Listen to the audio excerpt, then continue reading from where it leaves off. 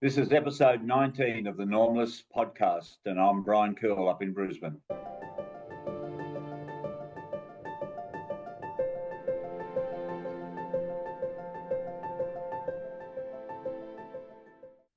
Yeah, I knew I could do it. Shit, mate, I had a bugger of a day, mate. We got this great big event on tomorrow, and mate, that plus we had 90 kids at a 3-day clinic and everything. But I'm all right. We'll go. Ready to go.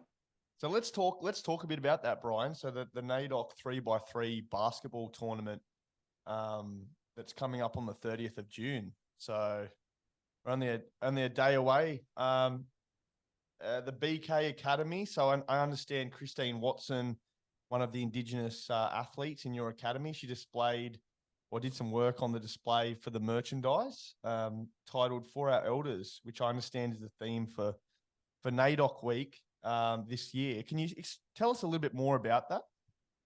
Yeah, young Chrissy has joined the academy this year, and she's the first First Nation lady that she's a young lady that has joined the Brian Kerle Academy, and we've she's got a lot of talent in painting and as a basketball player, and a lot of it she just doesn't realize how good she could really be at it. But we asked her to commission it to design this on the singlets and the t-shirts and the singlets that were t-shirts, polos, everything that we've done, and they'll be on sale tomorrow at the event. But so we're pretty proud of what Chrissy has done, and she's a proud Waka Waka woman from up in Cherbourg. So yeah, big time for her. Yeah, and you've just mentioned there the Waka Waka people. Before we dive into the meat of this podcast, I think it's probably pertinent to address the and acknowledge the traditional custodians of the land on which we're recording this podcast. So on my behalf, I'd like to acknowledge the Darug and Guringai peoples and their elders past and present, and the land that you're on there, Brian. Yes, Jagera country, and I'd like to acknowledge the traditional owners, past, present, and emerging, and I'm just so happy for them with the NAIDOC week coming up next week. And so, what does NAIDOC actually? Well, we know the acronym stands for National Aboriginals and Islanders Day of Observance Committee, but I guess what does it mean to you and the people within the BK Academy? Well, because I have a very close relationship with a lot of Indigenous people, and I do a lot of Indigenous work, as you know, and up in Cherbourg, out west, and over in Stradbroke Island and things like that. So NAIDOC to me, is they're great. The carnivals, I love going to the carnivals. I love seeing the artwork. I love seeing all the knittings and sewing, and because I think they're just fabulous colours and fabulous designs. So I always like to go along to the events and have a look and say good day to a lot of people. But it means a lot to me, and I understand more and more each year what it means to the First Nation people. So it's a great moment for them, and I'm sure that we all wish them well in the next couple of weeks. And so the BK Owls, the reason you chose an owl for the academy was to represent that the Waka people of Christine Watson's land, or where she grew up, and acknowledging those First Nations people. The owl represents protection, strength, and a spirit guide. The yarning circles within that logo also depict where players engage in sportsmanship and the interconnected pathways that symbolize collective growth and development. Can you maybe just talk briefly about what people can expect to see if they turn up to the NAIDOC Week 3x3 basketball event? Well, to start with, you're going to see a lot of people, and you're going to see a lot of fun there, and you're going to see cultural activities. We've got dances and smoking ceremony and all that, and there's going to be people there with their arts and crafts. There'll be food on sale at the day. There'll be merchandise on sale for the day. But you're going to see there's 82 teams have registered, and we've found out that I think of that 82 teams, 79 of them have got 5 players in a team. So the demand was there. We couldn't take any more. So that's like 400 people, 400 young people are going to be there, plus the parents and friends and family. And to me, this is probably the biggest event besides what I did at the Bullets that I've ever organised in basketball. I know I had a 340 turn up to a clinic at Brisbane Capitals there at Augenflower in the early days when I arrived back here, but this is going to be the biggest event ever that I've had anything to do with, and we're really excited about it. We've all been on edge. I've been on edge, wanting to make it right. We're live streaming it on Facebook. There's going to be politicians there, VIP people. There's also going to be, a lot of stars, other basketballers that'll be turning up also. And so how can people get involved with the NAIDOC 3x3, and where's it taking place? It's taken place at Carina Basketball Stadium, which is in Creek Road, and it's we've got 4 courts there, so we're using 4 courts from 8 o'clock until 4 o'clock, plus the barbecue going. So tomorrow, they can rock up and watch the games and things like that. We've closed the bookings because we're absolutely, we're just tired. We've done about 3 or 4 different draws to try and keep people accommodated, but we just can't do any more. So that's where it'll be, and it's going to be just one great celebration for NAIDOC Week. One of those Indigenous athletes that you're very fond of and a good friend with is Paddy Mills. He's one of the more decorated Australian basketball players in our history, and of the modern era in Australian basketball. He was the 55th pick of the second draft into the NBA in 2009, and he has since played over 600 matches at the highest level. Coming from humble beginnings, he grew up in Canberra and was raised at Marist College. Now, he's of Aboriginal Torres Strait Islander descent. As I said, I know you're good friends with him. How exciting is it to have someone like Paddy Mills to really provide a sense of, or a source of inspiration for these young athletes coming through the BK Academy? Well, I think, Paddy, because I've got 3 young people, there'll be 4 in another month or so, but to inspire these kids to achieve what Paddy has done, and he's just, I think it's what, look, he's not just a great person. He's the best basketball Australia's ever produced. There's no doubt about that. He's played in the NBA, he's won NBA titles, he's played in the Olympics, he's won a medal, was one of the first, the first team, I'd captain the first team to win a medal at the Tokyo Olympics. So, and Paddy is, he's so humble and things like that. He wants to do a lot for his people, and also, he's got a great IBA program, Indigenous Basketball Association, which is Australia-wide now, where they're working with under 14 kids, and now they're expanding it to under 17 kids, because they're looking for players that,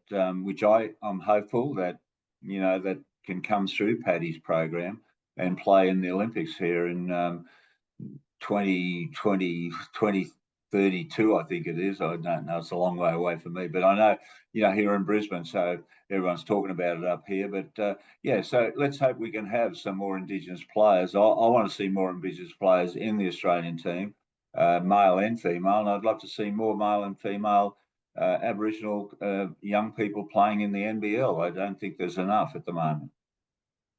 Yeah, and Paddy playing for the Brooklyn Nets he is now playing for the Brooklyn Nets, but he had a decade with the Spurs. He won a bronze medal at the 2020 Summer Olympics, ambassador for the 2018 Commonwealth Games. And more recently, he's actually won the Joe Demores Trophy for winning the 2020 to 2022 NBA Sportsmanship Award.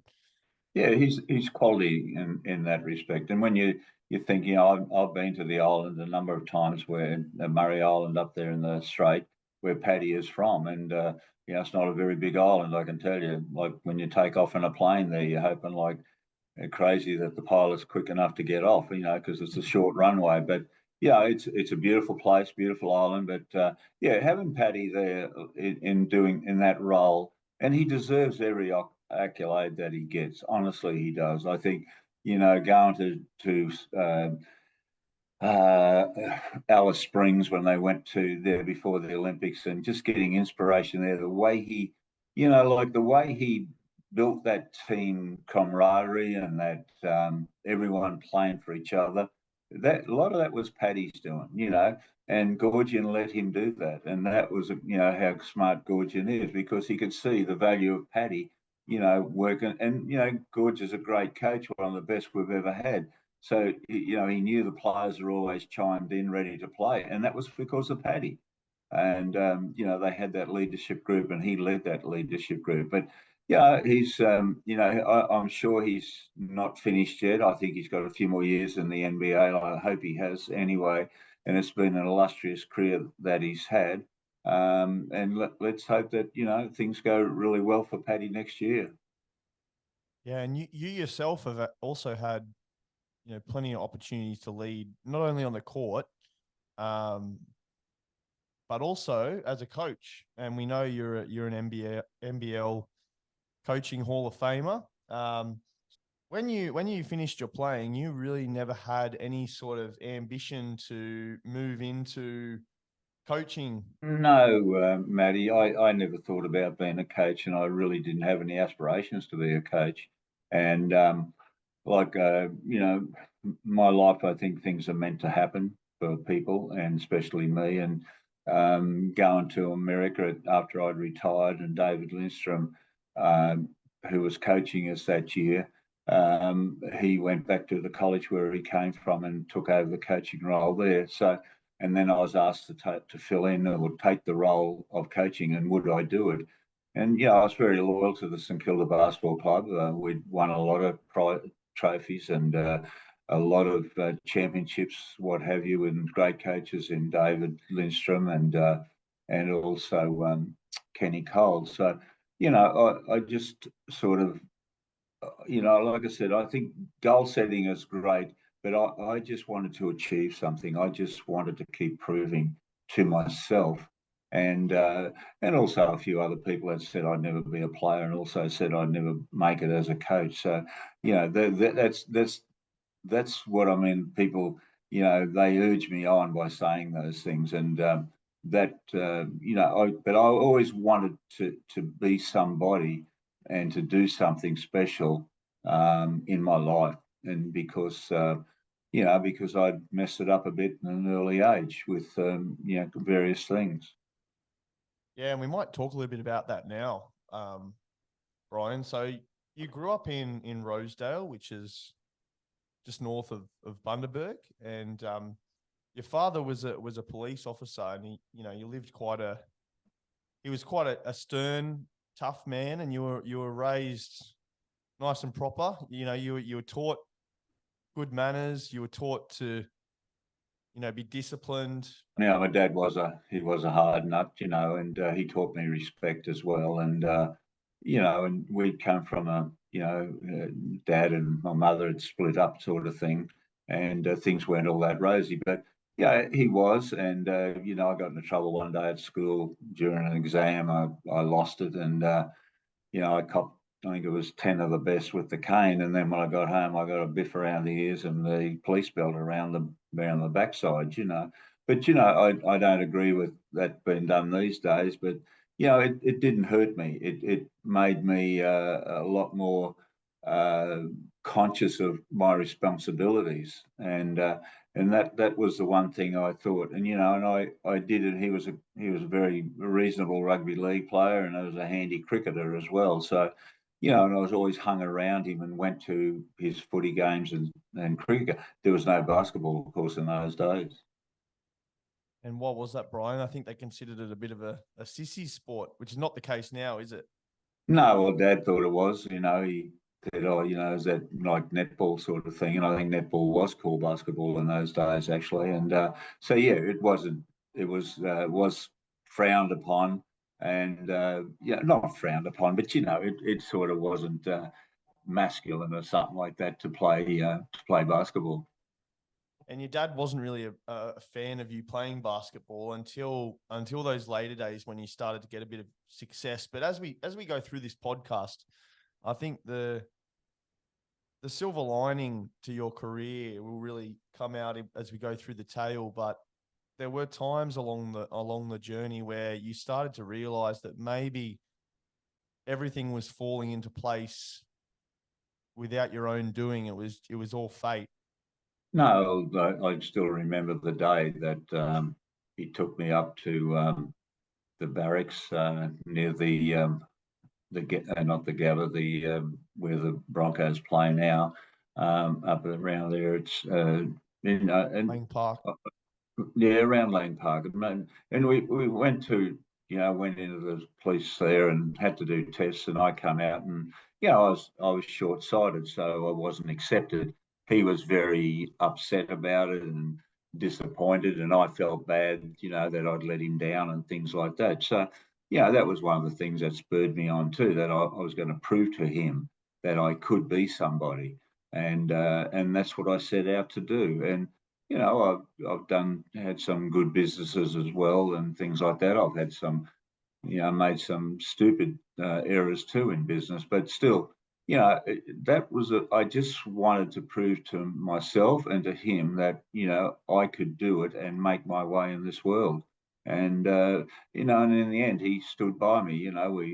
We were with his job and things like that. And the breakup and what have you, it wasn't, a rosy journey there, but, we made the best of it. And, God rest his soul, he's up in Charters Towers now. That's where he's buried. So, I admire what he did. And also, there's another guy that really was a big influence on my life as well. Yeah, and he played a lot of rugby league, cricket. And there was also a stage there where you were actually playing tennis yourself before you found basketball. Can you tell us a little bit about that experience and yet another moment where you were pushed down this route towards basketball? Well, I was lucky, in Rosedale, between the police station and the road, there was a tennis court, which the side fence came onto our fence, so I could jump on that court anytime I liked. Plus, there was a tennis court at the school, and there was a girl there. Her father was the headmaster of the school, and she was deaf and dumb. And great. But we used to play tennis against each other, every afternoon. It was just a ritual that we had. And so then, and I moved back, well, in Brisbane. Then, we used to go to all the tournaments and things like that and play in country tournaments, low, just below the top grade. So yeah, that's my introduction into tennis. But I played cricket as well, and I played rugby league. But I did play a lot of tennis, and I didn't do too bad at it, and had some very good mates that went on and were made the name for himself in basketball, in tennis. In fact, you loved your sport, and there were some days where you're playing cricket outside in the backyard in the dark, and your parents couldn't pull you in for dinner, and you got the cane, you got a whack over the ears, and sport was something that really you thrived upon and you loved, and it really was your life at that stage, wasn't it? Yeah, look, it was. And I don't know. I still remember those days, playing sport out there after dark and getting a clip over the ear because I didn't come in before dark for dinner and things like that. And when I did, we'd listen to a battery radio, and which is hooked up, was just hooked up to a car battery, actually. And I still remember listening to the cricket on there, the test matches, and also the Davis Cup. I still remember all those things, and that was my grounding. And then, my mates and I, and, we were all good mates. There was only 48 kids in our school, and I think I had 9 or 10 in my class. But sport was great. We didn't have anything else to do except go and swim down the creek or something like that, or go and catch yabbies or things like that. But so, I had a real country life, and, we were around farms and things like that too. So I think that was a big help for me also. Yeah. So one of your biggest regrets in life was dropping out of school before year 10. Your mother and father, as you said before, separated, and you moved back to Brisbane to live with your auntie. You got a job at the fruit shop there, and you were working in Dunlop Tyres as a labourer. And then one gentleman came into the shop one day that really changed the course of your journey for a while. Yeah, mate. Well, that man there. I left Mount Isa. I was at school in Mount Isa, and I wasn't happy up there and things like that. So I came down to Brisbane, lived with an auntie sort of thing, worked at the fruit shop, then went and worked with Dunlop Tyre Service, people like that. And, I met a man, a bit sicky was his name, and who came into the Dunlop there one day and asked me, well, did I want to go and play in a basketball tournament over the Australia Day weekend? And I asked him what a tournament was, So it was, I had a very different life to anyone else. Yeah. Yeah, and so you even went up, and this is probably where a lot of your appreciation comes for in working with the Indigenous community. But you were working for the Queensland government at I think at the age of 55 in the Indigenous unit there. And would you say that's where you kind of learnt to appreciate the Indigenous community a lot and understand a bit more about the stories and culture? Was that where your BK basketball account, obviously from your history as a basketballer, but I guess the Indigenous cohort that are involved with the academy, has that come through a lot of the work you've done with the government there?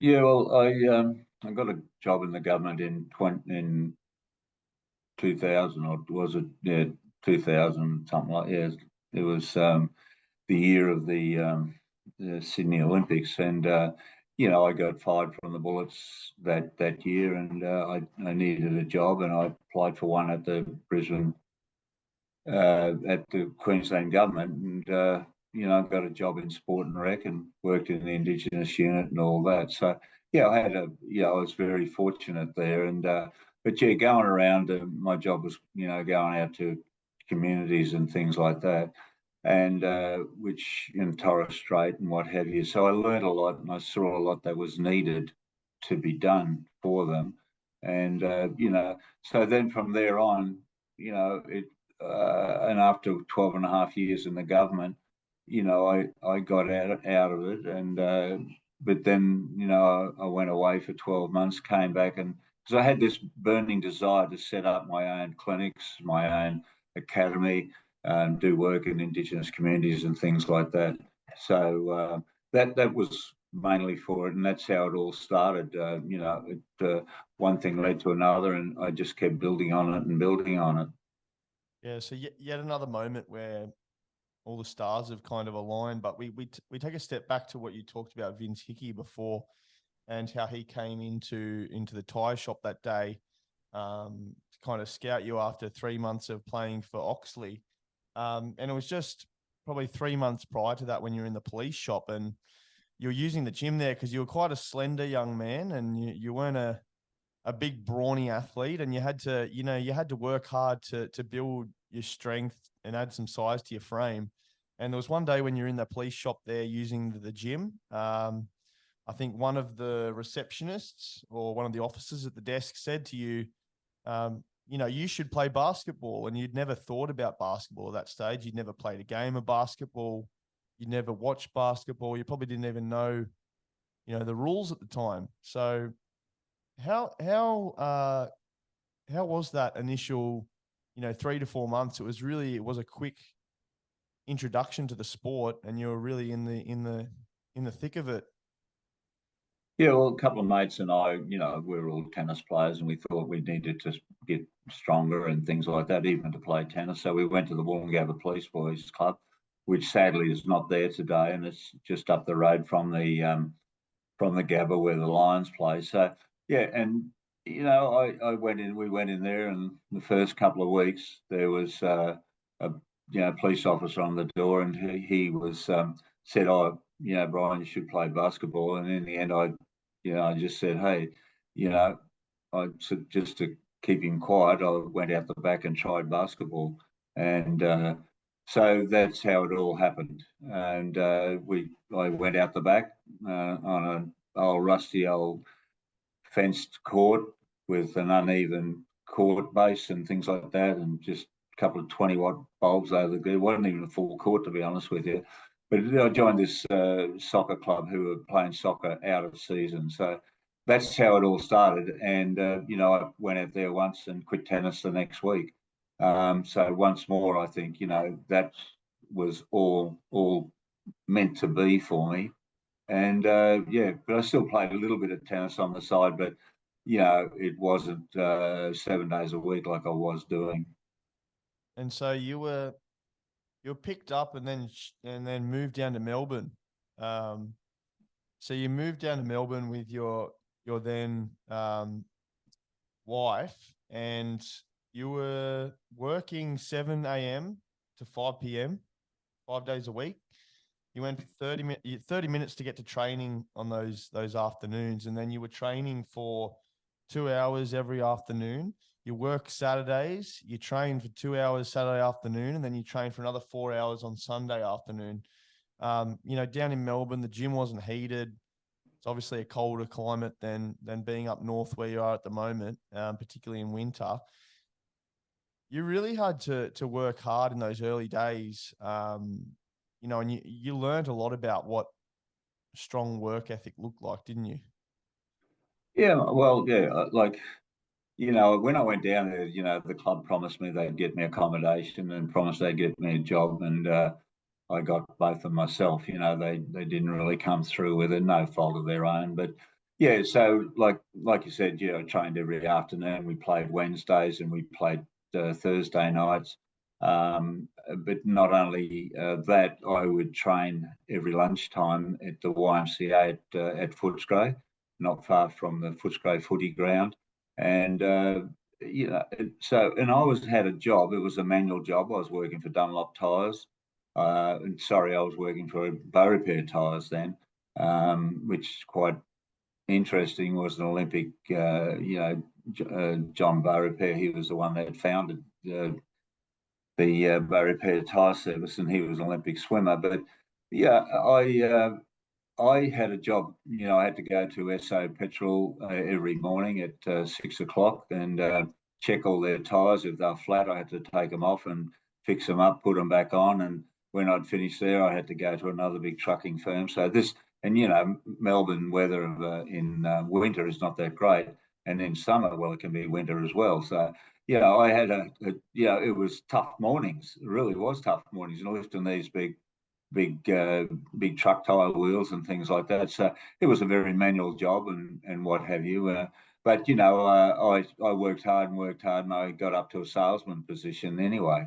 And then when the Olympics come up in '72, I asked if I could have. I was owed a week's holiday, and I asked if I could have another 2 weeks off to go to the Olympics. And they said, "Oh, no, we can't do that. If we did it for you, we'd have to do it for everybody that worked in the company that went to the Olympics." Well, I was the first one since John Bow Repair. And so anyway, I then started up my own tyre business. That was my first business. And, I borrowed, I think it was £1,000 from a friend and set it all up and built it up. And I employed 18 to 20 people in the end. And then I retired from that, or sold it out because I wanted to work in basketball more, and I went and worked for Victorian Basketball. So and then I was doing the media there. I ran a radio show. Where I did all the advertising. I did media, like I said, sponsorship, all that type of thing. And here's the kid a guy, young man who's failed year 10 sort of thing, or we didn't even get to year 10. So, it wasn't an easy life, but gee, mate, I had to make it work, and it did work for me, sort of thing. So nothing was handed to me, nothing at all. And that's why I get annoyed today with kids.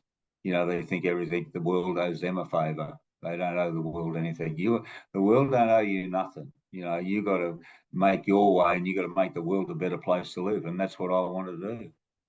Yeah, it's funny that Bo retires. Like every employee that comes through the door is going to be an Olympian, and they're going to have to give that extra leave away. Funny. Yeah, Olympians are there.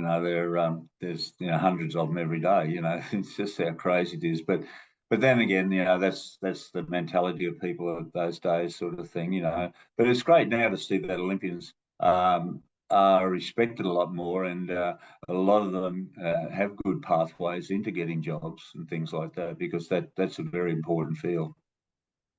Yeah, and so take us back to just before the 1968 Olympics. So just like we said, there's a lot of points throughout this story where you'll see things come together and you believe that everything happens for a reason. There are also a number of really important mentors, some of which we've already discussed, and that will continue to come up. But one of those was Michael Arnett.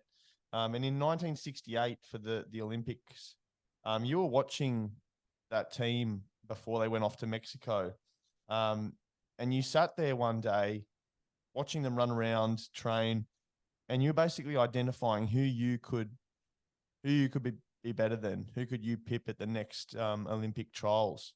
And he kind of took you under his wing and really showed you the ropes and gave you a really nice introduction to what would eventually become your Olympic berth, your first Olympics. Yeah, well, Michael, I used to go every day and watch him train, and he came up to me one day, put his hand on my shoulder, and said, "Kerle, you don't know much about me," which I did know, because he was one heck of a player. He could pass the ball. He was like Cousy, who played for the Boston Celtics, and could land the ball on a dime. But Michael said, "Kerle, he said, if there's anything I can ever do for you, if I can help you, support you, give you some advice, give you some mentoring, mate, just call me, Now, here's an Aboriginal man, and I'm a white fella. For him to do that, I thought that was special, and I really do to this day. And I'm very good friends with his two daughters and his son, who lives over in America. But Michael, and then we went on, and it turned out that Michael was the first Aboriginal man the first man to represent Australia in the Olympic Games in Tokyo in 1960. Tokyo was 64. So he was the first Aboriginal man from Queensland, and I was the second, and I was a white fella. So but if anyone I want to come second to would be Michael Arnett. But I found that out from his daughters that he was born in Townsville, and I'm really honoured to be second to Michael Arnett to play for Australia in the Olympics from Queensland. And that's something no one can take away from me. So I'm really, really proud of that. And that's one of the reasons why I dedicate a lot of the Indigenous work I do today. And a lot of people tried to take it away from you. There were people who told you you'd never make first or second grade when you went to St Kilda. They said you would never be a good coach when you went into coaching. There were even doubts that you would make the semi-finals in your first year at St Kilda, and you ended up making the grand final. Tell us a bit about how you overcome the people who tried to tear you down. Well, everyone, when someone's successful, I don't know, we're a funny race of people, Australians. We always do like to knock out people around us that are successful and things like that.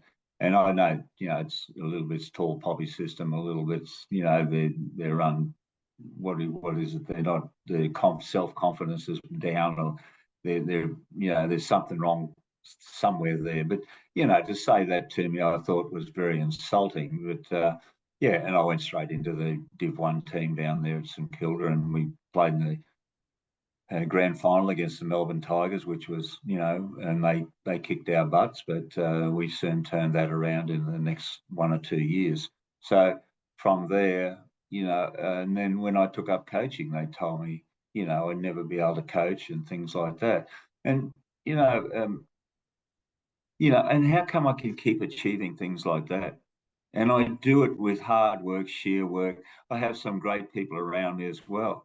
When I came back from Melbourne and took over the Bullets, they said, oh, you'd be happy if you finished 8th or 9th this year, because you got a young team, blah blah blah. And they said, when we started at Auchenflower, and the president said, what are you looking at? And we're sitting in the stand there one day. So I'm just thinking how I'm going to fill this stadium. And he said, oh, you would be happy. You do well if you can do this one side, which was about 300 people. And, and I said, well, yeah, I'll fill this side, all right. But I said, I'm going to put 500 seats on the other side, which I did. And I had 1,500 people there one night. We're sitting in the stairwells. I had government people, councillors sitting in the stairwells. There was no VIP treatment. And, I achieved that. And then when the next year we had a chance to go to Boondall, they said, oh, the committee were all up in arms and saying, oh, you're crazy, you should stay here and consolidate. I went to Chandler, and we got 4,500 people there. We won the championship there. Then that wasn't enough for me. We had an opportunity to go to Boondall, 13,000 people. We filled that place. We had the largest crowd there. It was the largest venue in Australia. I did all those things, and people said I couldn't do them and it wouldn't work. To hell with that. I knew what I could do and I knew what I wanted to do, and nothing was going to stop me. And I'm very happy and I'm proud of what I've done. I didn't, when I come on to shows like yours and things like this, it it stirs me up and it enthuses me to think, heck, I've done all this stuff. I didn't, I don't sit around or go around telling people I've done all this stuff, but you brought it out of me tonight that, yeah, these are the things I've done that I've read. I get criticised because I don't push myself enough, and I should be out there, I'm not like that, I just think I will earn that respect and things like that. And if people don't want to respect me or anything like that, well, that's so be it. But, and I've got a lot more things to do yet. Don't worry about that. I'm not finished yet. I think you're pretty vocal about talking about how, a lot of that comes from your own doing, that, you always feel as though you haven't done enough, or you're always pushing yourself to do more. And that's something that's kind of caused a fair bit of anxiety in your life, some mental health conditions there. That's something that you talk vocally about. Can you give us a bit of an understanding of, how that's affected you as a person and maybe your basketball career and as a coach? Yeah, look, I've had the fortune of, yes, I did go through depression, and it was, really tough times. I didn't realise I was in depression, but some people helped me there with it. But I've helped, I think, 3 or 4 young people who were talking about taking their life and things like that. I've never spoken publicly about this, but I talked to them, and I rang them up, and to see how they were and things like that. And some of them were really on the brink, and they're only young people. I'm not qualified to do these talks to people, but I just talk to them and let them know that you've got a friend here. You don't have to tell me everything. Just tell me what you wanted, but that I'm here for you, and don't think you're alone. And people, when they got depression, you think you're alone. You think that the world is against you and no one's there for you. That's one of the things that I went through anyway. So I help a lot of our young kids. Our kids come to us with low self-esteem, and I had a young boy come to my academy 3 years ago, and he suffered from depression really bad and anxiety, and he'd break down in the training sessions. That young fella now, he turns out he's coaching now, and he didn't play at a high level, but now he's a school teacher. But I mentored him and I helped him. I stood beside him and backed him up, and just encouraged him what to do. So those little things Matty, they just make me feel really good that to think that, but like I'm not putting it up on billboards and things like that because I don't need to. But every day, I'm helping kids, you know, to lead a better life and to let them know that you're not alone. And the thing when I talk to these 80 or 90 kids we had the last 3 days, I talk to them, look after your mates, look after your friends, check on them. We're all for each other out there, and I think the more we can do of that instead of a stigma about it.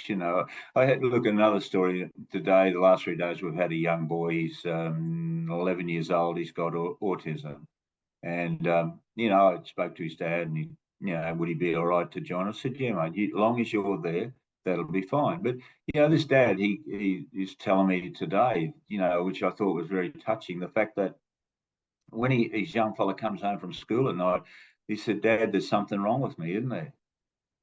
And his dad said, no, there's not. Well, there isn't anything wrong with him, but young people don't understand because he is a little bit different, but there's nothing wrong with him. And that little kid, he called me Brian Kerle and, the legend he called me. But, he's just a beautiful kid, but he's entitled to play basketball. Why would we neglect him and put him down and things like that? So, but on the other side, yeah, and I know I've lost some very good friends. I've lost two special friends, that have committed suicide through depression and having that mental illness. And, I felt, that I know it's not my fault and people tell me that, but, one of them in particular, he was an Aboriginal man actually. He rang me the day before it. And I didn't realize that he was reaching out to me. He was getting closure and things like that. So, we've got to be aware of all that a lot of people are going through issues and things like that. So let's help each other and support each other and not laugh at them, laugh with them and make their life easier and better for them to live. Yeah, it's one of those themes that come up in almost every episode of the podcast so far. We've had different guests on that have spoken openly about, either taking their own life or having friends or family that have considered taking theirs. And we know the stats are really grim, especially amongst those priority populations like, Aboriginal and Torres Strait Islander communities. I've got up here the Origin Aboriginal Torres Strait Islander policy document. And in that document, they've referenced a study by Kerle, 2005, which was published in the Archives of General Psychiatry. And basically what it says is that mentally ill individuals suffer more so during the years of 12 to 24 years of age. So the prevalence of mental ill health is higher among Aboriginal Torres Strait Islander people compared to those non-Indigenous communities. So there's a larger prevalence of people among those populations that are living with some form of mental illness.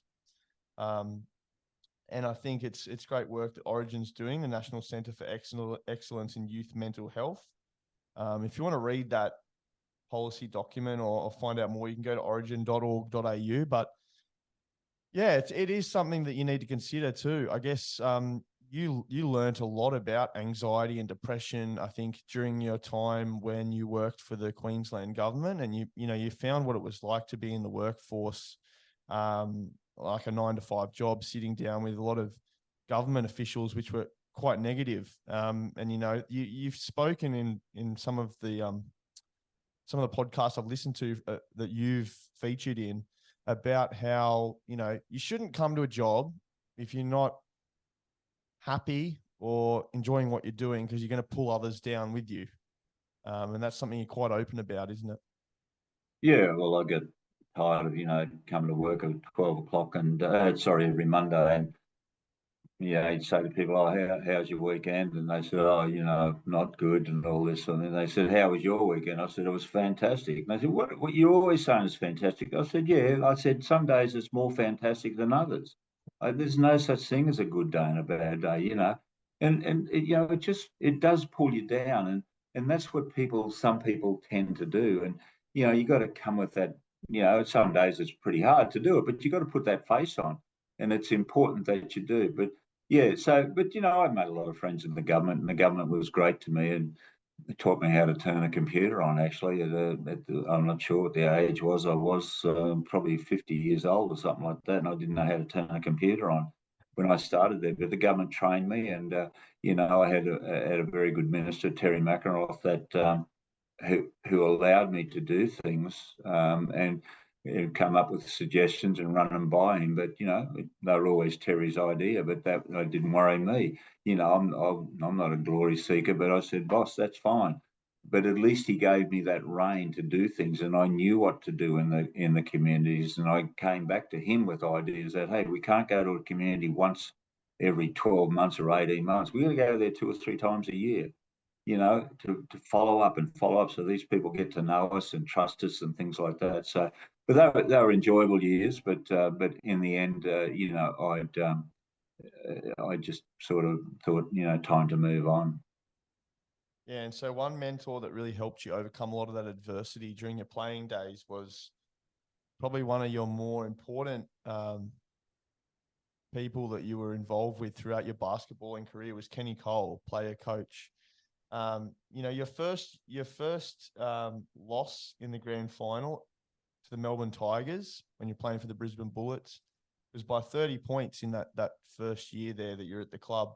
And the coach at the time said to you guys that he didn't even expect you to win that game. And then next year, Kenny comes to the club, as I said, player coach, and he kind of changed the mindset of the team. He brought in a winning culture and I guess turned the perspective of, it's all right if we lose. We're the underdogs to, what if we win? And he really flipped the course of the next season on its head, where you actually came out and beat the Melbourne Tigers in the first round of the following season. And he went on to become a big part of your career. Can you tell us a bit about Kenny and how he brought that mindset into your play?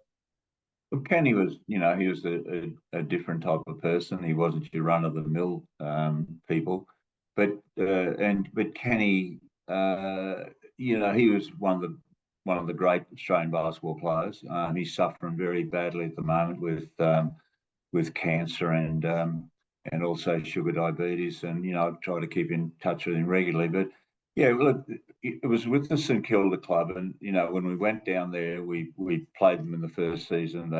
And then they kicked us in the grand final. But and the coach we had, he didn't expect us to win. He said, "I don't expect us to win." So we never beat Melbourne Tigers. So in the end, the club decided, well, let's get a different coach. And after Kenny came back from the '68 Olympics, Bruce Johnson, who was our manager and sort of owner of the team, Bruce met Kenny at the airport when he arrived back from Mexico and said, "Hey, would you coach the St Kilda Saints?" And Kenny said, "No, yeah, fine." And I think that was in November. And anyway, there was a tournament in Swan Hill. We went up to this tournament. Everyone went to Swan Hill at New Year's Day tournament. Yes, it was. And we went up there and we played Melbourne Tigers in the final and kicked their butts. And that was our first encounter with Kenny. We kicked them bad, and they had, I think, 4 or 5 Olympians up there playing. We had none, except Kenny, because Kenny was a player coach. So that was the turning point then, that we said, oh gee, and that's what I kept saying about, you got to believe in yourself. That's nobody can tell you what you can do and what you can't achieve. You can achieve anything you want to if you want to. Right? Don't worry about those people out there saying all those things. I never went back and made fun of those people in Brisbane or anything like that. That made that comment about me. I'm not that type of person, but they got the message anyway when they saw what I did, and playing for Australia, playing World Championships, Olympic Games, and winning Australian titles and all that sort of thing. There wasn't anything I didn't win in Australian basketball, and it was with Kenny, to be honest with you. And then, of course, later on when David Lindstrom took over, well, David was much sort of person as Kenny, a winner, gosh, Kenny, not Kenny, Dave. We had some tough mornings. We won a game by 26 points there one night, and the next day of training, he made us run for an extra hour because he regularly should have won by 35 points or 40 points. So you knew, but that taught us how to not take the game for granted, to get out there and win the game, and don't give up on it. Yeah, and well, that was all about to change, wasn't it? You said that Kenny and the Brisbane Bullets went down to Melbourne, and you guys kicked their butt. And you had no Australian representatives; they had 5. Mm-hmm. Well, come 1970, your first World Championship in Yugoslavia, both yourself and Kenny Cole were selected. He was the player coach, and this was your first time representing Australia. How did that feel, and what was that experience like? Look, it was my first tour, right, in 1970, and Kenny was on the team. Lindsay Gaze was on the team, so there was a lot of politics going on in between and things like that. But yeah, I was just honoured to play alongside those guys. It wasn't a great team or anything like that, and our results showed that. But yeah, we started off in Sarajevo and ended up in Skopje. I think that's how you say it, which had just been hit 6 months before by an earthquake, and the food wasn't great, the accommodation wasn't great up on the hill. You could only use the water at 5 o'clock in the afternoon for an hour, and if you didn't go to the toilet in that time or have a shower, it was bad luck.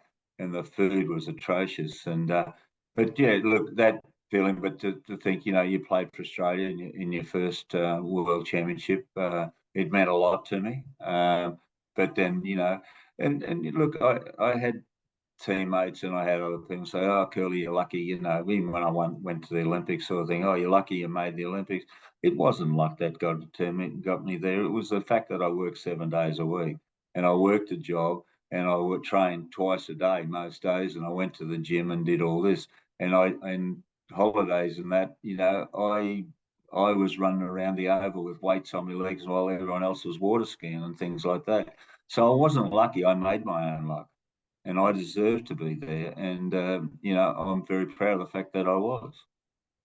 And we've gone through only a few elements of the amount of adversity you experienced throughout your career. From the early days, whether it be people telling you couldn't make it, moving down to Melbourne on your own in the cold, the amount of work you're putting in every week, manual labor. You went to Sarajevo, which we talked about as being, quite a well-known spot in Yugoslavia where World War II started, and the earthquake there, you couldn't get water till 5 p.m. And then you go to your first Olympics in 1972, and Black September come and launch a terrorist attack on the village there, on the civilians, some of the athletes there. Tell us a bit more about, how initially that first time you represented Australia on tour, and then those Olympics in Germany, where you heard gunshots during the night and you thought it was just firecrackers, but it turned out to be that these terrorists. Yeah, look, to paint the picture right, you got to think of it this way. We went there was no security on the gates. You could come and go, you could drive a tank in there if you wanted to, and things like that. There was a freewheeling Olympics. And remember, in those days, police never wore guns here in Australia and things like that. You never saw a police officer with a gun. My father had one, but you never saw him wearing it and things like that. So we rock up there, and it's all happy-go-lucky sort of thing. And then one night we hear this noise, and and it was only 2 blocks away, and I don't mean blocks of land, 2 blocks of units away, high-rise units sort of thing, that separated us from from where they held up and they broke into the Israeli quarters. And the next morning, our manager came back, Frankie Angove, told us the sad news of what had happened. And so, you know, we went outside, and his army and police at our doors and things like that with submachine guns. Now, that was a whole new world for us and things like that. So that's painting the picture there. And, you know, we remember, you know, we go down and have breakfast and things like that. But, you know, these terrorists were only probably 400 or 500 meters away, and we could see them in the windows with the machine guns holed at the heads of the Israelis. And we're having our breakfast with one eye on our breakfast and one eye on the window. But we weren't in any danger. I'm not dramatising there. So, you know, that was a whole new world for us, a whole new world. And then all the athletes got together in the main Coliseum, the athletics Coliseum, and everyone decided, hey, you know, some went home, and there's nothing wrong with that. That I understand that, and I don't disrespect in any way what those people decide. But big majority of everybody, you know, because we trained so much and so long, and we said let's stay, and you know, we'll honour those. And I think in the end there was 12 or 13 Israeli athletes that were killed. I'm not quite sure, but I've never ever really gone into it. I still haven't watched the movie Munich. I can't bring myself to watch it, things like that. But I think that the fact that, you know, this happened, and the Olympics proceeded, and I caught up with a couple the other night. Deloitte's the what's the name, the accounting firm, you know, they're sponsoring the Olympics now, and also the Olympian Club. And we had a function up in there. There was 50 odd Olympians there, and you know, there's 2 or 3 like myself that were at Munich. So, and some of them were swimmers. Shane Gould wasn't there, but I remember, you know, jumping around the stadium with Shane Gould and all these people, but all different athletes in the world. And yeah, so it was a sad occasion, very sad. But you know, we didn't have a bad Olympics that year. There was 18 teams in the competition, and we finished we finished 9th. We lost the game by 1 point. I think it was to Czechoslovakia. That would have got us into the top 8, and so we beat everybody in the other half of the teams. So we were pretty proud of that. And you know, I got to play a lot. The 2 big guys in front of me, Tom Bender and the other big fella, they broke down and things like that. So, you know, I was 4th big man on the team, and ended up being second behind my mate Peter Byrne, who, you know, we had a reunion the other last year down in Melbourne, where we all went to the MCG and had lunch there, and 2 of the MCG stood on the hallowed ground of the MCG and things. And this is what the Olympics do for you, you know. And I remember, you know, in Canberra having dinner with the Prime Minister then. I can't think of his name, but I know he didn't help Olympics. I didn't like what he did when he's tried to force Olympics not to go to Moscow, to Moscow. Yeah, tried to stop him. So, yeah, but not so be it. But yeah, so you just got to remember those times. That's all. Yeah, and we were talking about it before, but the adversity, and as you said there, the 2 other centers that got injured, you know, they got injured, leaving yourself and Peter. I think it was Peter Vernon. Yeah. And Ray Tomlinson was the other one. Ray Tomlinson, big 7-footer. Tommy was he was an American, naturalized American, and Tommy's passed away now, unfortunately. But yeah, that was the 4 big men, and so Pete and I were the 2 smallest of the lot, and we ended up playing most of the time. Yeah, and so they got a couple of injuries meant that you really got a red hot crack at plenty of game time in that first Olympics at Munich. And you know, you actually rolled your ankle 3 days out from the trials for that Olympics. You got a cortisone injection, kept playing on, and it managed to be a masterstroke. You had another moment where, you know, you've said that you feel as though everything kind of happened for a reason. You know, you had that cortisone injection, you played in pain and discomfort, and you managed to make the Olympic squad 1 month out from heading over to Munich. And then, and then a bit of a Stephen Bradbury moment. You got a few of those other players in the Aussie team that went down injured. Obviously, you don't want that as a player. No. But, it really gave you an opportunity to be there on the world stage and give it a red hot crack. And as you said, you finished, I think it was about 8th or 9th out of 16 teams. Yeah.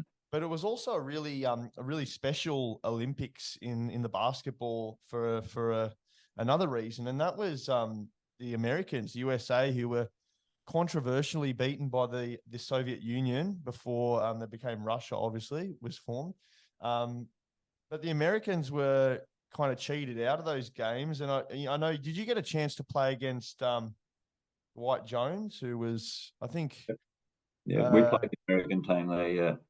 college I athlete. had 17 points against them in that game. Yeah. So he was that was a great team, that American team. Yeah. It was poorly coached. The coach was one of those guys that had the reins and pulling the reins on these guys. The big guys weren't allowed to shoot anywhere unless in the keyway, and they were just animals. They just weren't allowed to run and things like that. But yeah, it was. But I was fortunate enough to play against them, and we sat for the grand final. We sat underneath the basket on the Russian end of the court, and so we saw Doug Collins when he scored that layup and got barreled and made the foul shot and put him a point up, and then there was all hell broke loose on the score bench, which was a complete schmozzle.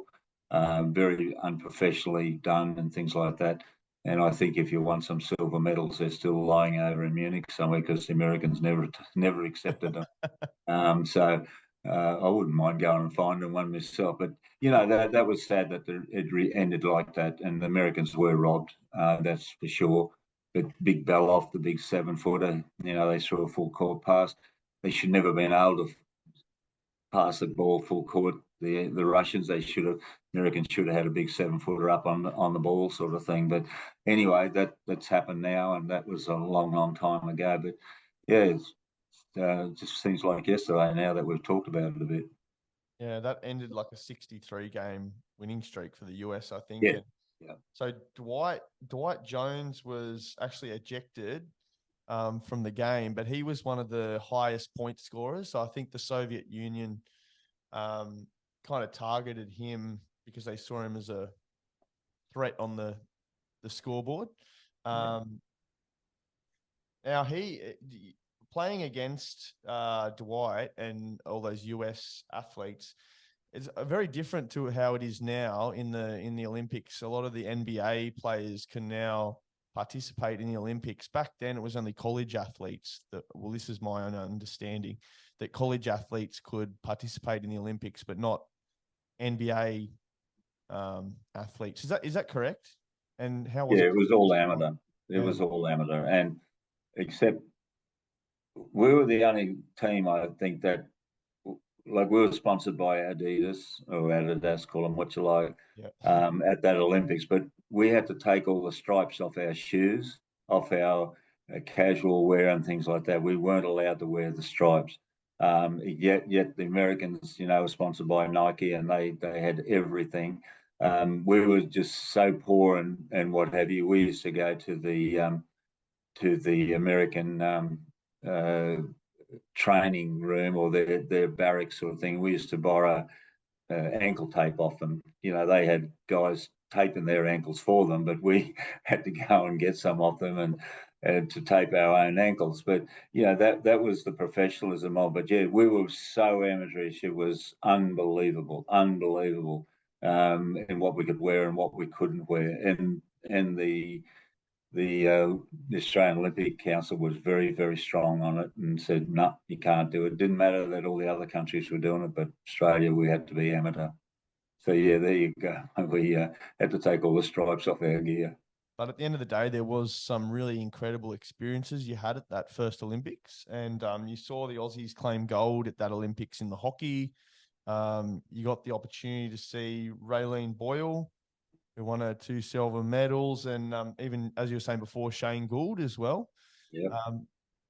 You must have had some awesome connections. I know we talked off air. You got a handful of friends like Matty Hayden and that you have in professional sport that you've kind of generated, and even Steve Renoff that you've generated through your time in coaching and working in basketball as a coach and player. But from that Olympics, you must have also walked away with a fair host of different connections with athletes from all over the world that you became quite fond of and good friends with.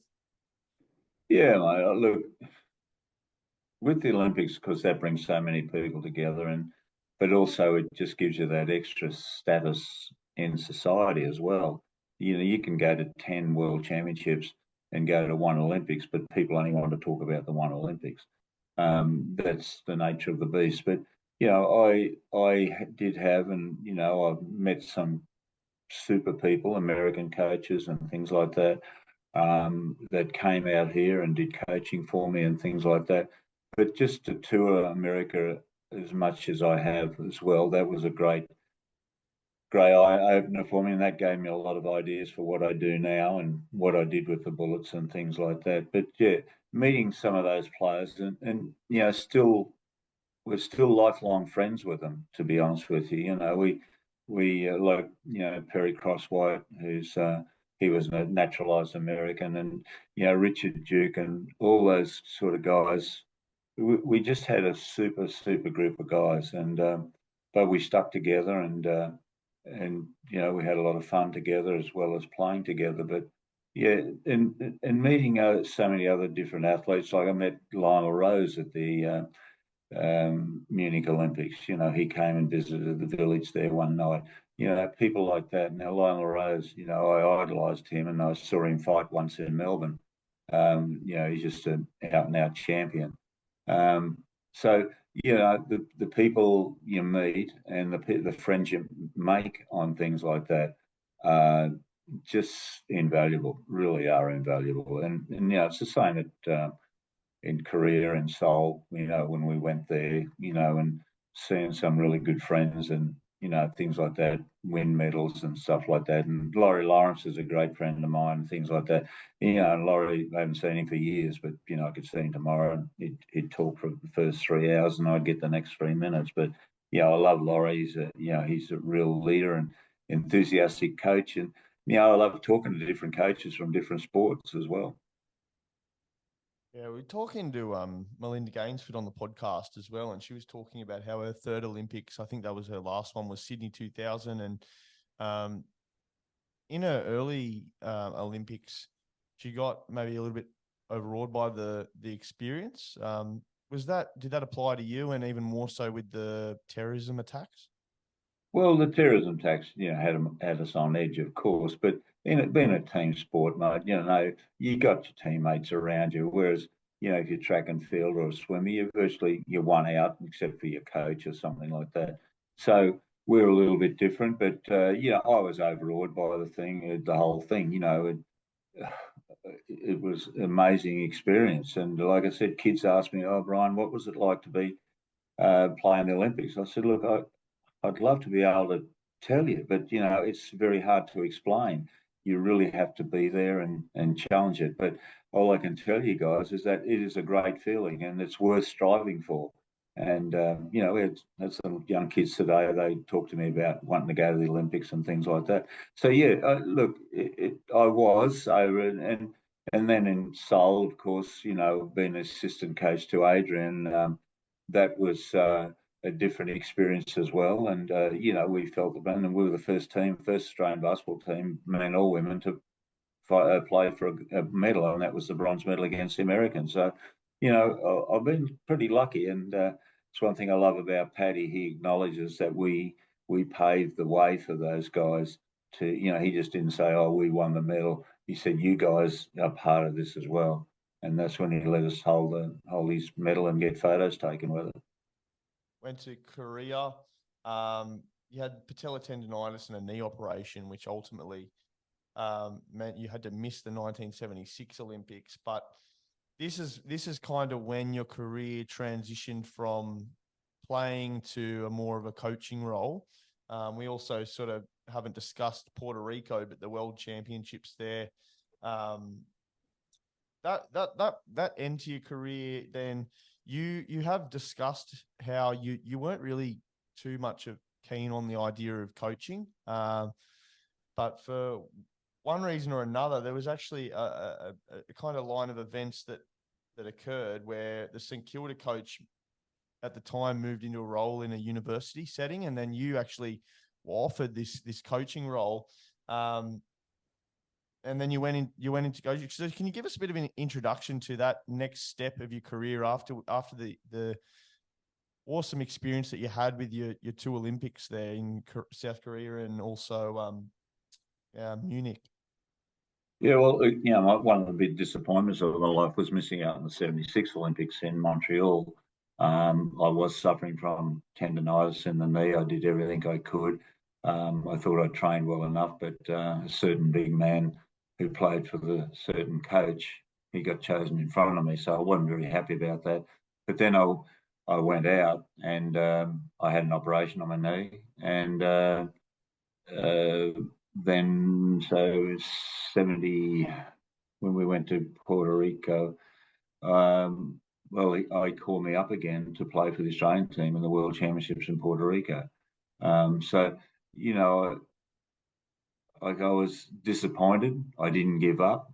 I proved that I still could have played, and I could have played at Montreal as well, and done well. But yeah, so that's what happened there. So but I've moved on from that now, and that setback probably reignited me a lot as well. And I played basketball for a number of years, right up until '78. After that, so yeah, I had a long career, mate, and it was a great trip. So I can't begrudge anything, and I don't, but I'm just so proud, of what Paddy and the boys did at Tokyo, and I'm very proud of what the girls did in the World Championships in Sydney last year as well. I'm very proud of that, and I think Australian basketball's got a big future, men and women.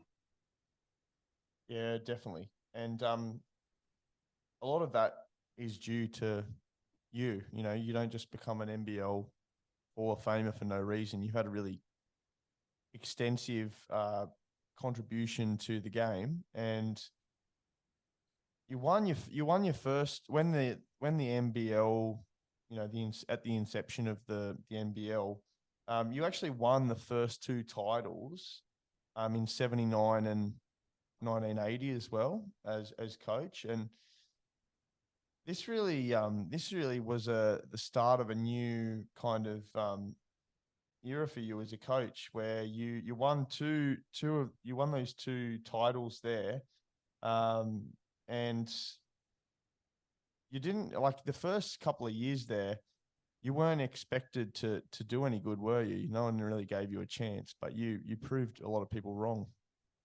Yeah, well, when I took over, which was in 79, 78, I was really, David Lindstrom, we'd won the Victorian Championships, we won the Australian Championships.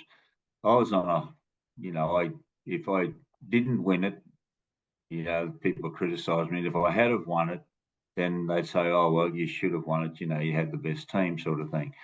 Okay, well, we lost it, and things like that. We made a few changes, and then the NBL formed, and it was absolutely, great to play at the Albert Park Stadium in front of a packed house against Canberra. And this is, the Olympics are probably the most, one of the most greatest things that ever happened to me. But winning those first two titles in Melbourne and Launceston, it meant so much to me, to be honest with you, and to win the first two. And in the first year that the NBL '79, I'm the only coach that has ever coached an all-Australian team. No Americans, no American coaches, no American players. It was just Aussie boys and men. And now, sometimes it's hard to spot Australian players in teams. They've got so many imports and so many this and that sort of thing. We've got the players here. Let them play. Give them the chance. While we're doing all this work for this players that are going back overseas, where they come from and things, that we're giving them an opportunity to play. So that was, a big bonus for me. And then in 1981, we finished 2 or 3 games clear of everybody. The club had decided they wanted to go to Brazil. We asked an old mate used to coach me in the first World Championships from up your way, Dr. Rasky. Yep. Him and the board decided, no, we're not changing it 1 week for them so they can play in the grand final. So that was a bitter pill to swallow. But like I said, I've moved on from that as well. So, and then, when I come back to Brisbane, then, I start all over again and prove people wrong once more. And, dedicated the first game to Vince Hickey and the second one to my dad. So those sort of things, those titles and all that, I haven't even got any trophies for those titles I won, to be honest with you. I don't know if people have taken them or something. I lent them to some people. I never saw them back again. But, I've got the memories, and I guess I'll take them with me. There was actually a time in your career where I think it was you went to Adelaide with the Brisbane Bullets in 1985, and I think you lost a game there that you weren't expected to lose, and you only won this little small trophy, and you walked back into the change room and you had a bit of an explosion. You smashed on the ground and you gave a bit of a talk to the team about standards, and they bounced back and ended up winning the tournament that year. Can you tell us a little bit about the difference between, being a coach versus being a player? I think you're quite vocal about the fact that when you're a coach, you can't be out there on the field and make, those changes within the game, but you really got to understand how to communicate and work with the players to get the best out of them. Yeah, it's frustrating. That was in Alice Springs. Oh, okay. Yep. And we played an exhibition game up there against I'm not quite sure who the South Australian team was, but anyway, we got beaten by a few points, sort of thing. And we got a trophy that was about this big, and I just said to the guys after the game, okay, it's an exhibition game, but every game I wanted to win. And I said to them, I said, guys, if we play like we did today, this is what we'll be holding at the end of this year. And that was 1985. That would have been my first year, the second year. So I said, that's what we'll be holding. I said, if that's what you want, fine, play like you did today. And we went through and won that championship that year. So that was a great feeling. That was we won that championship at Chandler Stadium, and against my old mate Kenny Cole and things like that. And then next year he come out and beat us. So it was 1 for 1 and 1, and I much as I didn't like losing, but to lose to a great man who had a big influence on my life, it wasn't all that bad. Yeah, and you talked a bit about, I think it was Leroy Loggins, some of the players in the team where you kind of compared them to either being a cane toad or a sissy. Someone who's a cane toad is someone who you can you can give them criticism, and you can beat them down, and tell them what they need to do, and they don't take it to heart, and they come back bigger. Well, I don't think we can call them sissies these days. We might get sued, I think, but look, no, I had. We always had players on our team that were either cane toads or cream puffs. Now, I don't know if that's as bad as sissies or what, but I played with a guy called Frankie Masuga, and Frankie Masuga was the greatest seventh man on the bench you've ever met. Frankie was worth 20 points sitting on the bench.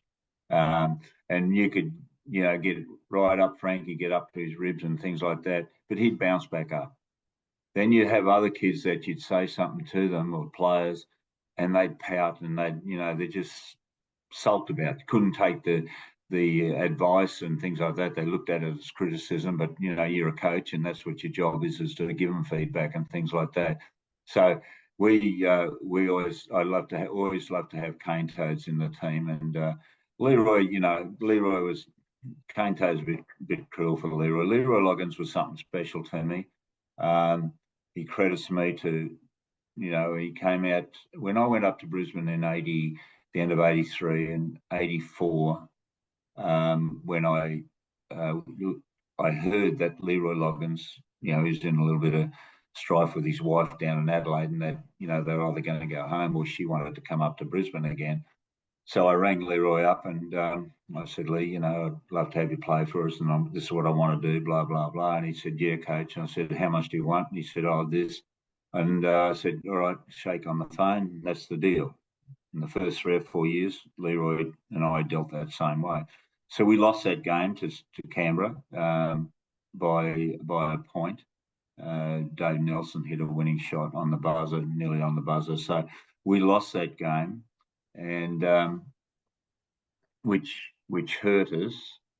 And I've just lost my train of thought here. I've been thinking of so many other things now. So we lost that one. Then the next year, Kenny went home at the end of that year in '84, and to Baltimore, and I said, all the best, buddy, and things like that. So anyway, a couple of months later, on the new Christmas Eve, I was living down the coast at the time, and my phone rang, and I got a reverse charge call from Leroy. He borrowed a dime to call me reverse charges, and he said, Coach, how are you and everything? I said, I'm good, man. How are you going? He said, yeah, great. I said, he wasn't going great at all, to be honest with you. He said, will you take me back? I said, when can you get on a plane? He said, oh, next couple of days. I said, well, get on the plane. We'll send money over for your ticket. And Leroy did that. And he came back. And I never knew it till a few years ago. And that Leroy attributes me to help save his life, because he was living in squalid conditions over there and what have you when he came back. And Leroy was never Arnold Schwarzenegger. He had the body as slim, trim, and not an ounce of fat on him. But he came back a lot skinnier than what he was. He had clunks of hair out of his head and things like that. So we nursed him back, got him healthy and everything, and we went on and won the championship that year. So Leroy, I owe him a lot. I really do, because he made life a lot easier for me up here. He made my coaching easier. We never had a fallout over our coaching, except probably in the last year when Lee was getting towards the end, and I suggested that he needed to come off the bench, and that was hard for a champion to take. But we still talk to this day and what have you. And so yeah, there's a story there that not too many people know about, and Leroy has told people at sports luncheons that we do now and again. So there you go. Yeah, so that's what they're the sort of people you miss. But Leroy was special, and I had another special player when we won the second NBL title in 1980, and that was Rocky Smith. Two left-handed, two Afro-American lads, and two of the greatest shooters I think I've ever seen. And in this country, people talk about a lot of players now, but they didn't see those guys play, and they were winners as well. So Bryce Cotton's a very great player, and I got a lot of respect for him as well. So, but yeah, so that's how lucky I was to have people like that, and I just had a lucky gift to be able to recruit those type of players. Yeah, you talked a bit about those cane toads. Well, I know they're not. It's a figure of speech, really, Yeah. but those players who could bounce back and they were resilient.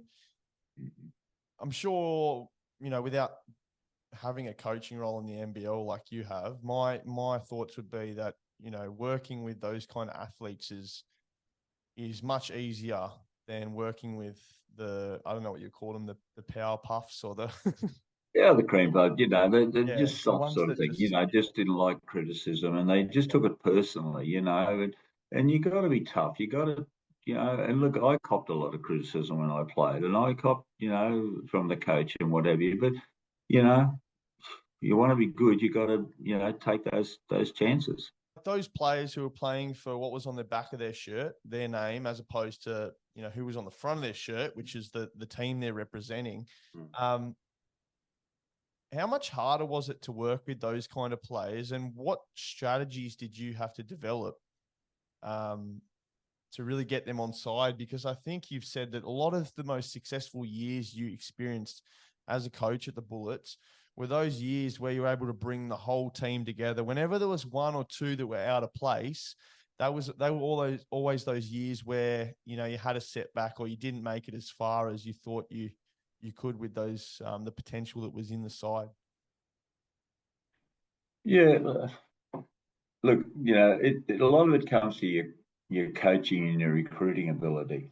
You know, you've got to make sure that all players, you know, I've made some mistakes too. I won't say I didn't. I did, and but you got to have everybody on the same page. You know, you don't want someone rowing the boat the other way and the rest of us rowing it an opposite way. You all got to be on the same page. So yeah, and I think that's the art of it, is getting good players and things like that. And yeah, I'm amazed these days at these teams that are picking 10 and 12 like superstar players, you know, and trying to keep them all happy. You know, I had Leroy, Ronnie Rat, Larry, Rob Sibley, and one other, you know, that were great players, and the rest were you know, happy to be there. They wanted to get better and things like that, and they did get their opportunities, but they were content to play a role in the team, not like today, you know. And you know, the I lost a couple of championships, and you know, certain players, you know, they were out there for themselves, and you know, we lost, and you know, they didn't let themselves down. They let their teammates down, but they weren't with me the next year. That's for sure. Yeah, and so coaching is really a tough gig. I don't have to tell you that, you know it. Plenty of your friends, like we spoke about off air, Wayne Bennett, he would know plenty about that. But you talk about there's two types of coaches: ones who haven't been sacked, and then those who are waiting to be sacked. It's inevitable, you know, in sport these days. We see coaches getting sacked. Now, you were sacked 3 times. Slow learner, mate. Yeah, and I'm sure those times you were sacked, you learnt a lot. But what was it that I like, you know, going away from basketball after you'd finished, you know, go from 6 to 7 days a week where you were, you know, actively engaged with players. You had to think about game tactics, who was going to play in the matches, player management, you know, managing egos and that kind of thing, to then having all that taken away from you. How was that period of your life after coaching and, you know, transitioning out of that? It was very dark. I got to tell you, there was some dark times because, you know, I've spoken about this with Olympians. You know, when they're up there in the spotlight, and you know, sponsors want to know them, and you know, they're getting cars, they're getting this and getting that, and then when your career's finished, you look around and there's not too many people. And it was the same thing. Like, my phone never stopped ringing. You know, "Oh, have you got any tickets for us?" Or, you know, "Can we come into the change room?" Or, "Can we come and watch training?" And all this. Everyone wanted to know you. Everyone wanted a piece of you. But then when you got the chop, like I said, you know, you could have a reunion with those people in a phone booth. There just wasn't many of them around. And but you know what? Like I said, that's life, I guess, and things like that. But it was funny with me up here in Brisbane, getting sacked once and then coming back again. How the same people that had left me, they're knocking on the door, and I went back again. You know, expecting. I thought, "Oh yeah." You find one thing is good thing about it is you learn who your friends are. And I have learned a lot that way, who my friends are, and that's more important to me than anything else. Although you have been treated well within the basketball realm, you know, I think one question I'd like to ask you is, do you think going from playing into coaching and then into working with Victorian basketball, where I understand you got a bit of a scholarship, I think it was like $30,000 a year or something small, but you were head of a radio station there. In the front, there are a couple of times where you're front page of the Herald Sun. You helped bring the game to the forefront of people within Melbourne, where AFL is such a prominent sport. And you really brought basketball into the forefront of people's minds down there in Melbourne. And, you know, going from playing to coaching and then into a role like that, do you think that kind of helped, I guess, blunt that effect that, you know, going from retirement straight into being, you know, going from a somebody into a nobody almost? Do you think it blunted that effect into what you're doing now with the BK Basketball Academy? You've always had basketball in your life, and you've always been surrounded by your friends or these young teens and the kids within the academy that have helped keep you, I guess, feeling young to some extent and still feeling like you're really engaged with what you love, which is basketball. Yeah, that's a hard question in some ways, but look, I don't know. I just think it left a lot of hot, like, that hollow feeling in your body and in your mind and things like that. But I of all the set, it's not how many times you get knocked down; it's how many times you get up that counts.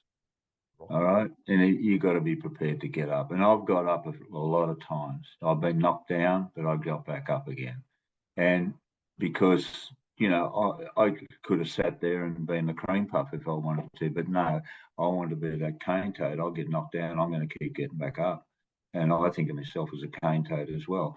And I had a lot of knockbacks in my life. And I had a lot of, I've been through bankruptcy and 3 marriages and stuff like that. Like life. I don't think my life's been great, but hey, that's happened. Now I've got to move on and do better things. But yeah, it has helped me, and that's why I like to give people insight into me, because people see, oh, Brian Kerle basketball. There's a lot more to Brian Kerle basketball, and a lot to Brian Kerle the person. And I like giving to people. I like helping people and things like that.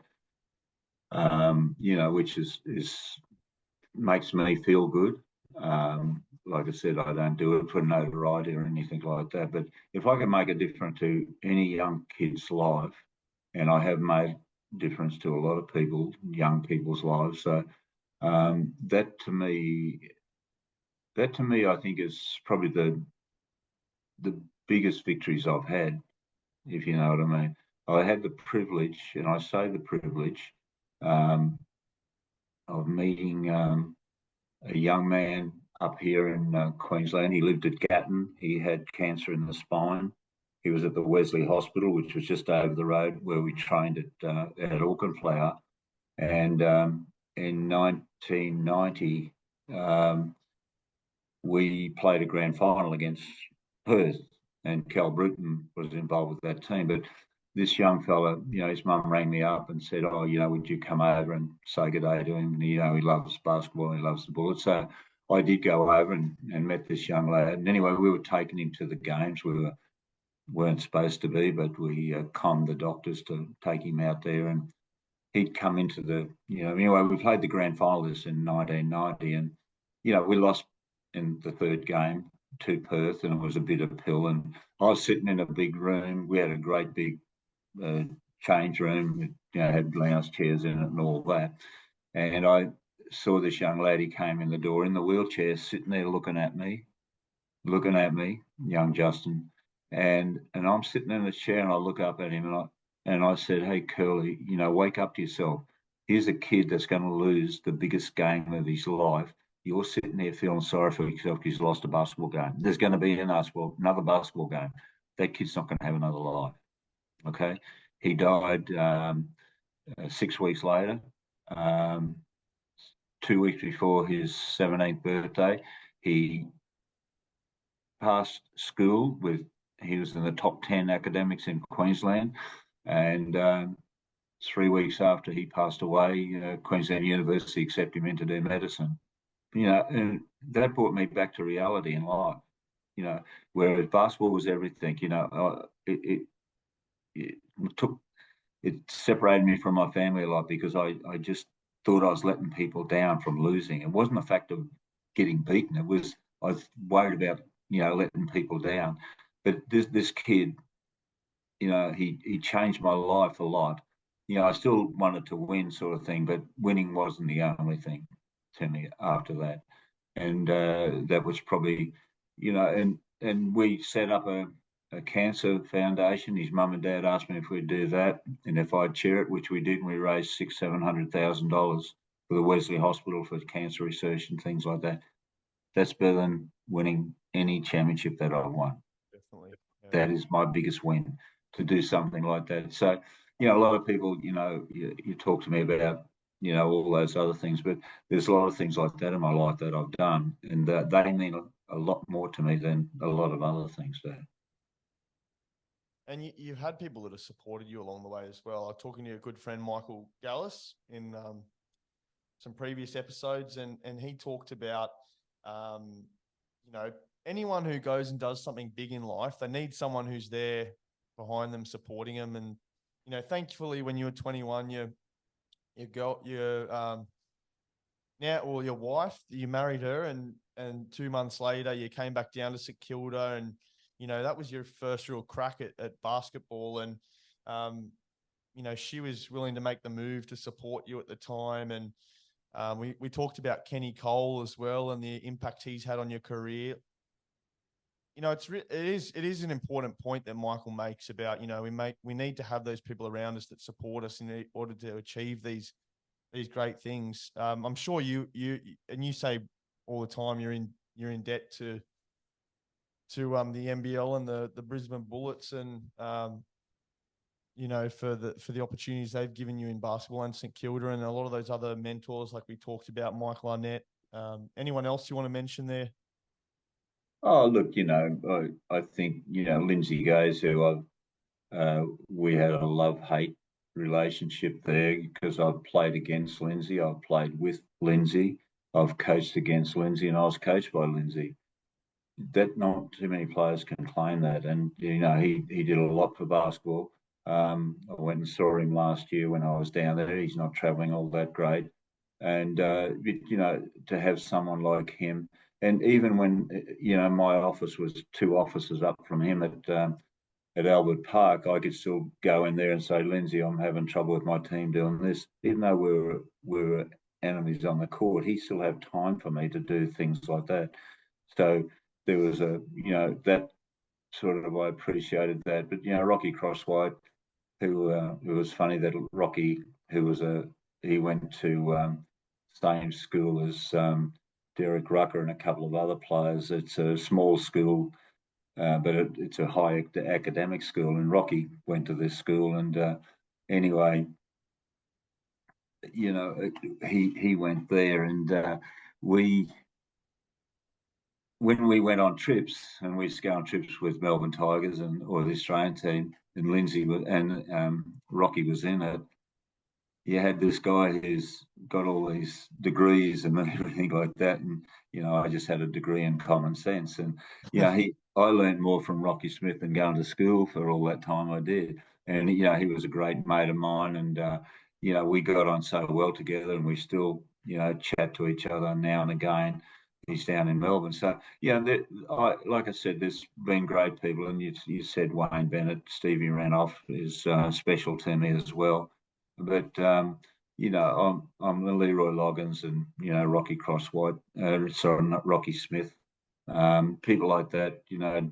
I've got so many of them, Hayden, and it'd probably be unfair to not go on because there'd be some I'd leave out. But yeah, I keep to myself a fair bit and things like that. But it is great to catch up with them whenever we can. Yeah, and you definitely, I think, what you're doing now with BK basketball is giving back enough to all of those people. You serve 4 Indigenous schools in Brisbane, I understand. Correct me if I'm wrong with any of this, but you've also been to Samoa to do a bit of charity work over there as well. You got invited to the Indian cricket team presentation dinner. I don't know what that was about, but the also working with sick kids and charity, you've raised over $500,000 for a cancer fundraiser. Yeah. All of this good work you're doing in the community. And we talked earlier at the start of the podcast about the 3x3 NAIDOC event, which is coming up tomorrow. You know, do you ever take a step back from all of this and think about not only the contribution you've made to basketball in Australia as a game, but also the great impact you're having on the community up there in Queensland at the moment, and the young, Indigenous cohort through the academy? Yeah, look, it's something, that I want to do. I enjoy doing it. Like I said, I don't do it for the limelight. I'm far from that. And helping kids being able to play the game, they can't afford to play. Um, I've given away probably 400 pair of shoes, not brand new ones. Some of them are, to kids without shoes and things like that. I collect clothing, and people give me donations to clothing and things like that I give out to people, but which gives me a good feeling and things like that. But yeah, look, it's just me. It's just how I am.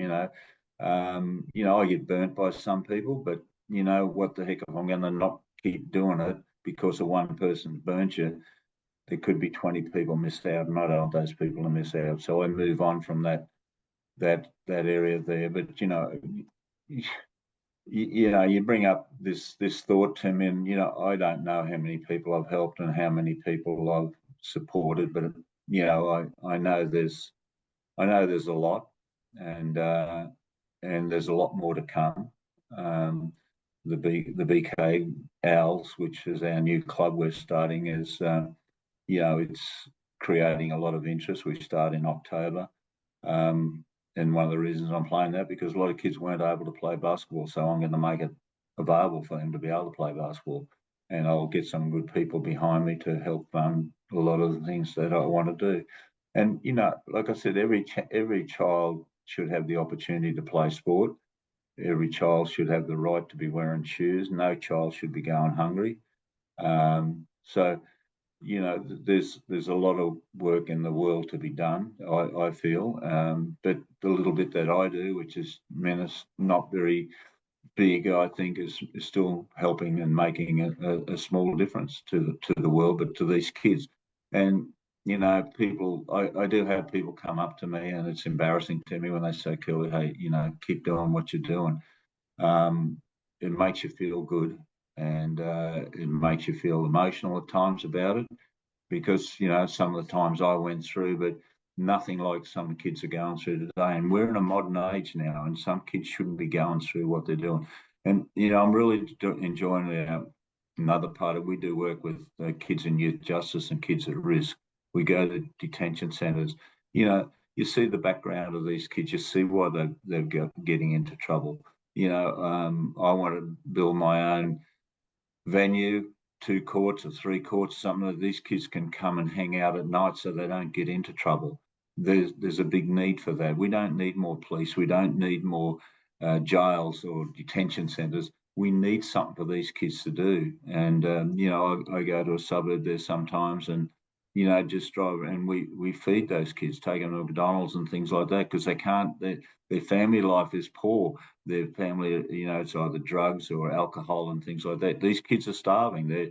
They're walking around. So we'll feed them, take them to Macca's and that sort of thing. So that makes me feel good too, because those kids, they're still human beings, and I treat all those kids. And we've been going to the detention centre now for over 12 months. We've never had an incident at all. This week we had 2 boys were doing community work with us, 2 African boys. And, they were good kids, good guys, made the wrong decisions. But that doesn't mean to say we cast them off completely. We give them opportunities, and I'll keep doing that. We've kept 4 boys out of the detention centre. We've got jobs for them. They've been out now for 7, going on to 8 months. to that, and we've saved the government over $2.5 million just by doing that. And I could do more if I had more funding and if I had more staff, but I only do it with part-time staff, and we haven't got enough funding. But those people, to me, are human beings, and they deserve a better life. And any way we can do to help them get a better life, we'll do that. And we are making a difference in that area there. So, and that's all about basketball too. And we talk to kids about it, about choices. And encourage them to make the right decisions and tell them there are opportunities for them. And we've had kids that have had some tough upbringings that we've got them through. So to me, we talk about the Olympics and we talk about World Championships, we talk about NBL titles and things like that.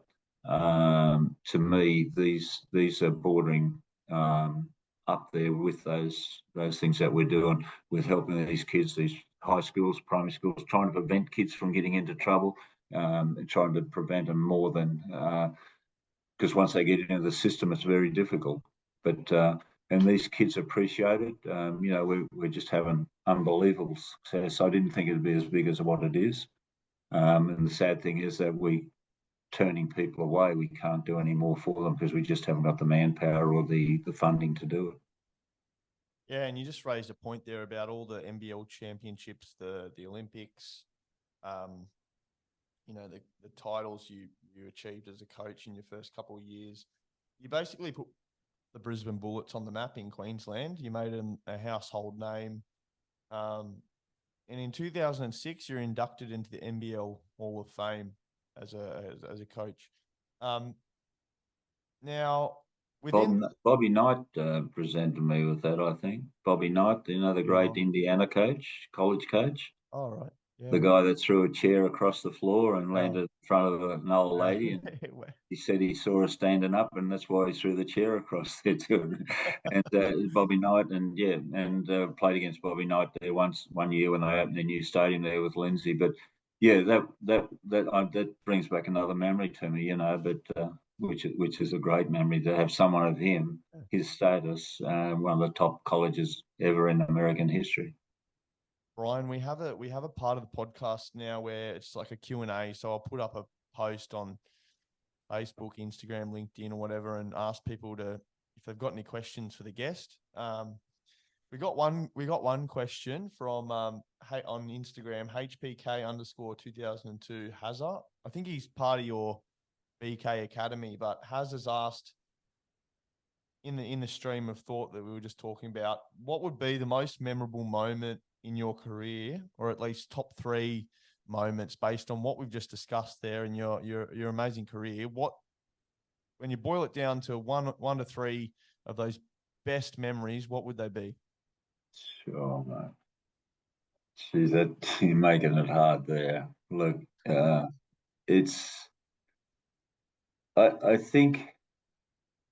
I believe, that winning that first championship up here in Brisbane in 1985 was something that I was always going to do, and I knew I could do it. And it meant so much to me because us winning it meant a lot to so many people up here in Brisbane. Plus, it put Brisbane on the map as a basketball, because everyone used to go to Melbourne. I was one of the guys that led that, because I had to go down there to play with the best and things like that. So that was, is right up there. You might say, what about the Olympics? But to me, that had a lot of meaning to me. And the fact that the boss of Channel 7 at the time, he asked me what I want for doing it. And I said, all I want is to ride in the Channel 7 helicopter over Brisbane. And I want to look down on Brisbane, that this is my town and this is what I've done for this city. That gave me a lot of pride there. And it honestly, it still sticks in me, because winning the first one here, and winning the first ever in Melbourne, not too many coaches have done that. But yeah, that has a very special in my life. Yeah. Wow, awesome career, Brian. Thanks so much for giving up your time.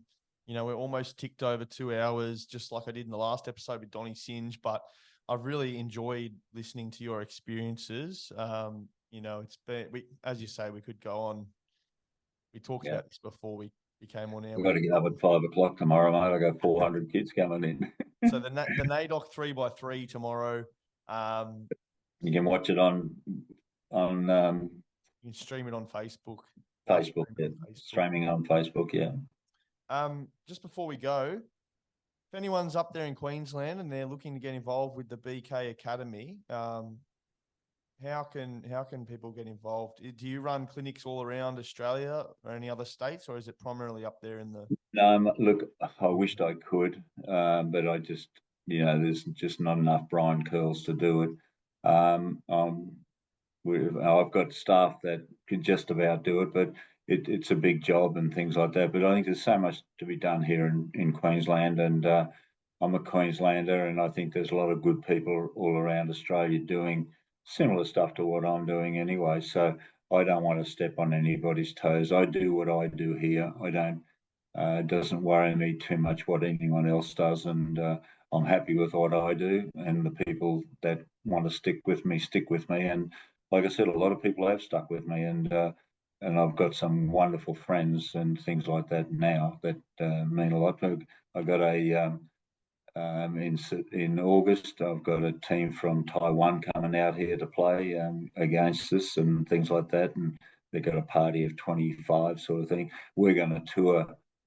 BK Basketball is going to tour Taiwan in December and play games over there in schools, but also spread the good word and learn more about their culture. I've been to Taiwan 3 times, and I've got a lot of Taiwanese parents, and I've got a lot of Taiwanese kids naturally that play with us. So there's some of the other things that we're doing, like, as if I didn't have anything else to do. But I just want to keep busy, and I want to keep doing things. Put it that way, you like a friend of mine said, Kerle, you're a long time lying down, and that's why I'm going to do as much as I can while I'm sitting up and walking around.